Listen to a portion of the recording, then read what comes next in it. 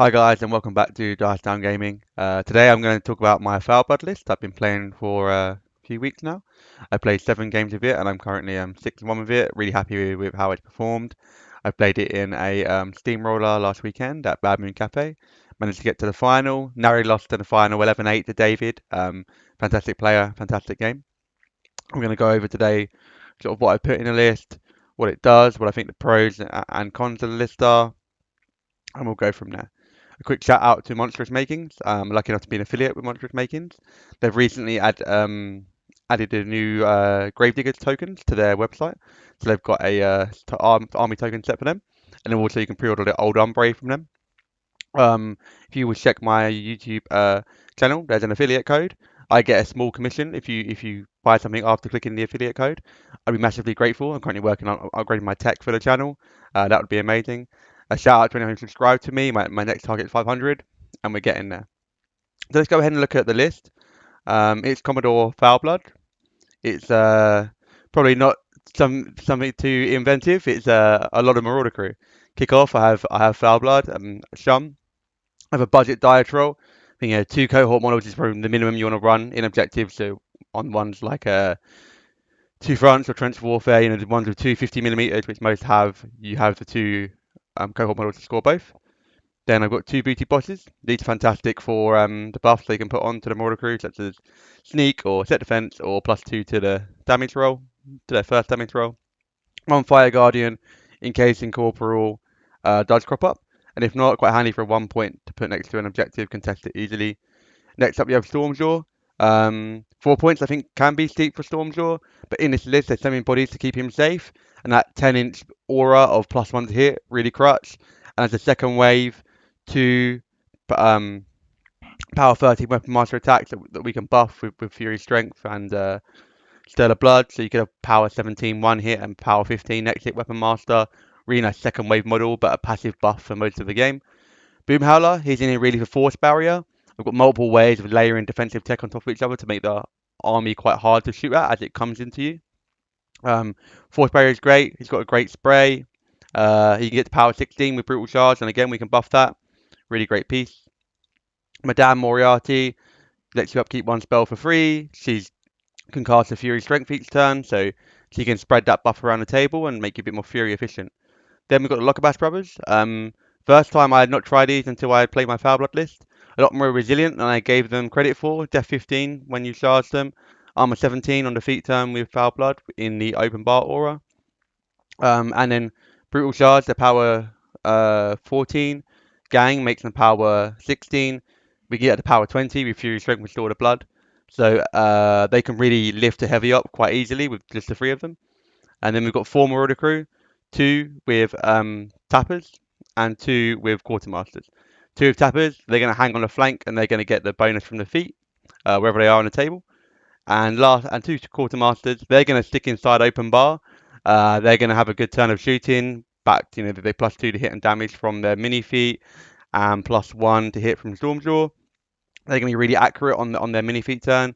And 2 peak boarding party are going to threaten the flanks later in the game. It's a lot of guys. In total, on the table, you're going to start with pretty much 30 no knockdown tough guys, and then you're going to have the pigs come on from the side. I've had a really good successful list so far, and the one game I lost was super close, and that was down to personal mistakes. A few positional mistakes cost me a couple of scenario points, and I lost 11-8 on turn 6. Fantastic game. I'll get you back, David. What I thought might be useful is having a look at War Table and how I unpack the list. There's quite a lot of guys in the list, and deploying it might seem a bit scary. What I typically do is we have Foulblood in the middle, and we're probably going to put up open bar every turn, so we can have a 10-inch bubble of the no knockdown. Next to them, I'm going to deploy the 2 quartermaster units. This makes it quite easy to keep these guys in open bar to give the no tough knockdown. No knockdown tough. I've put Stormjaw in the back in the middle with deployment. Obviously, he's got a 10-inch aura +1 to hit. That's quite keeping him central. Makes it sort of you can put him on what side you want, but also keeps his 10-inch aura covering a lot of the table. Behind them, I normally put the Lockerbash brothers. A booty boss on either side, make it flexible. And then on the flanks, we have the tapper units. They're going to get the They're going to get the feet wherever they are on the table. I sort of to put the cohort models central-ish on either side to get any objectives that they need to go get. And then the pig boarding party, I will typically ambush. Really good on scenarios like trench warfare or two fronts. You grab a catch if people haven't deployed on it. And just a nightmare in the back line due to 2014 annoyance. They're really annoying. I love boarding party. The fire guardian sort of goes where it needs to. If I need a corporal, I might put it sort of say 15 inches up. So then I've got a 20 sort of from the 15-inch line to the 25-inch line. I've got a aura of magic weapons, and if not, I might stick it on an objective just to contest for 1 point to be annoying. The army has some really great pros. First of all, it has a surprising amount of defensive tech to get the army across the table against gun lines.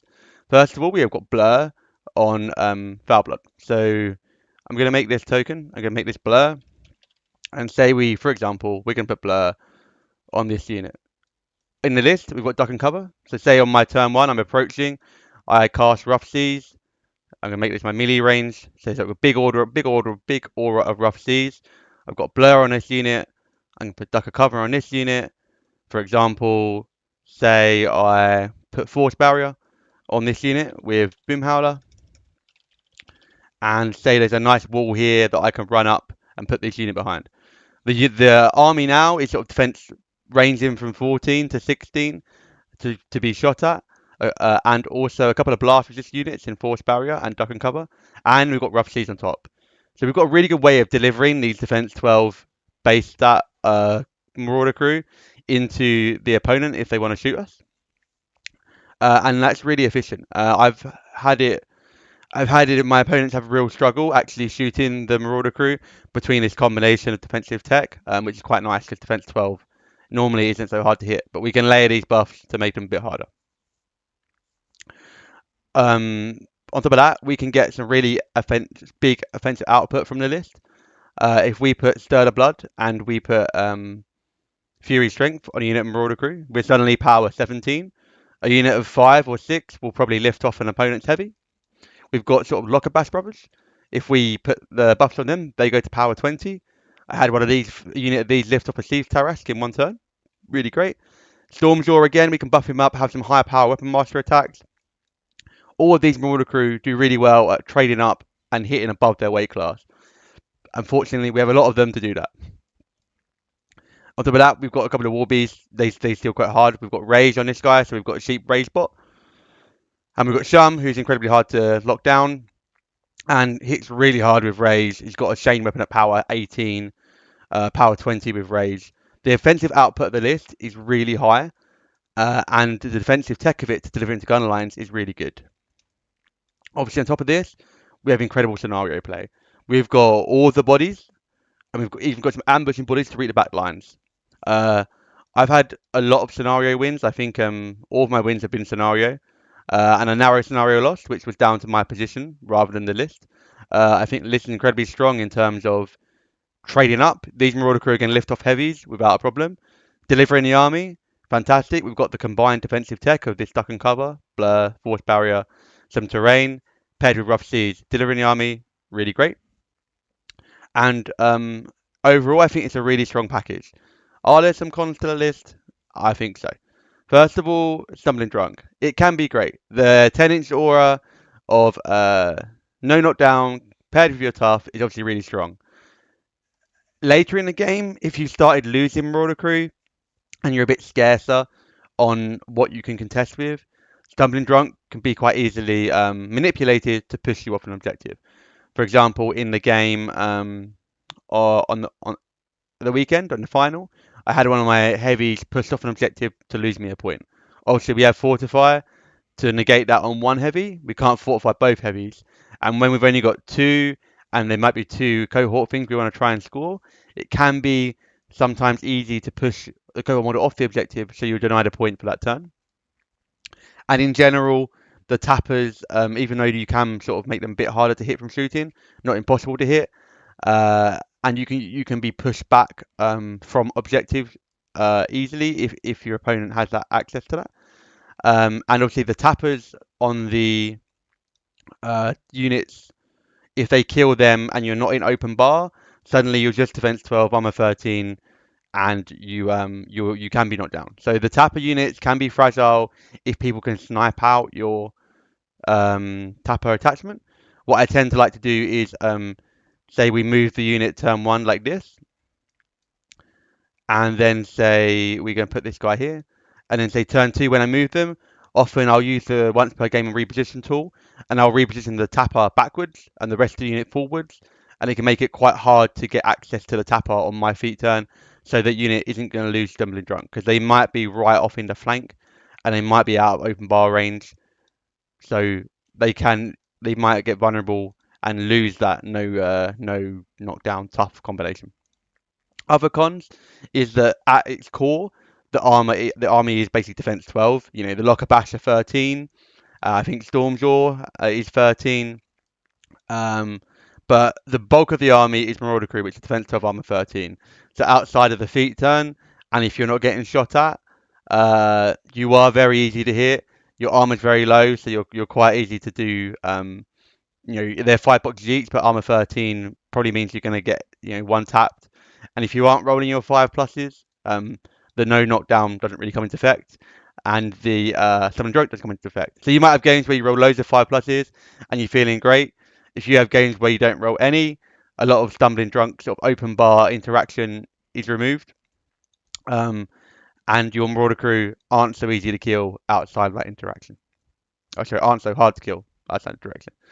Obviously, Grievous Wounds is a big threat to the list. In game 2 against Dean this weekend, he had some Wyverns with Silence of Death and Sidestep, and they cut up units really easily. They were mat 7, they were high enough power to one tap me, and Silence of Death completely removed the interaction between no knockdown and tough.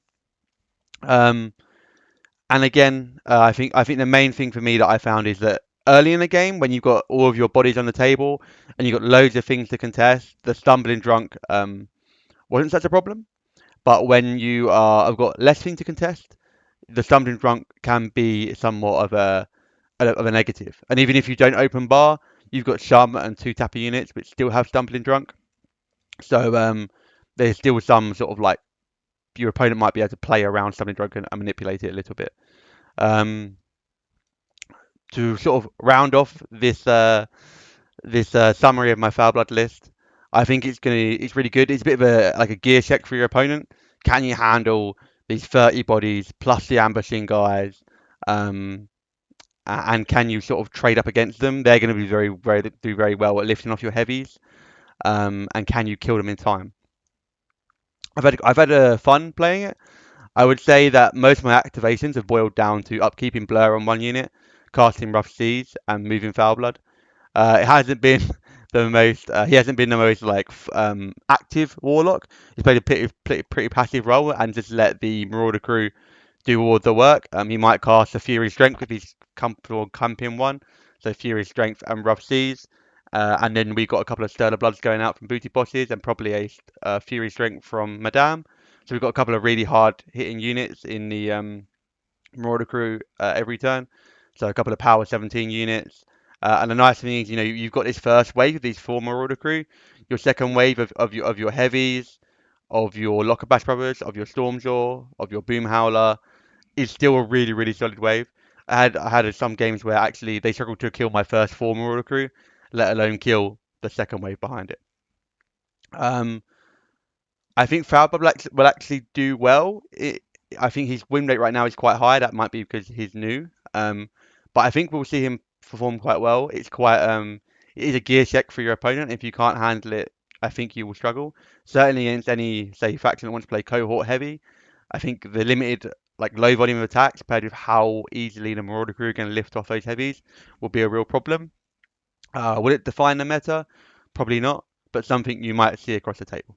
Uh, Sorry about the Malacca content last week. I had a really busy week. I only got one video out. This week, we're speaking to Leo on Sunday about Storm Legion. I'm going to try and get another video done in the week, and get back to sort of two videos a week. If you've made it this far, thank you for watching. I hope I gave an insight of what I've been playing with Foulblood and the pros and cons of the list. And until the next one, I'll see you very soon.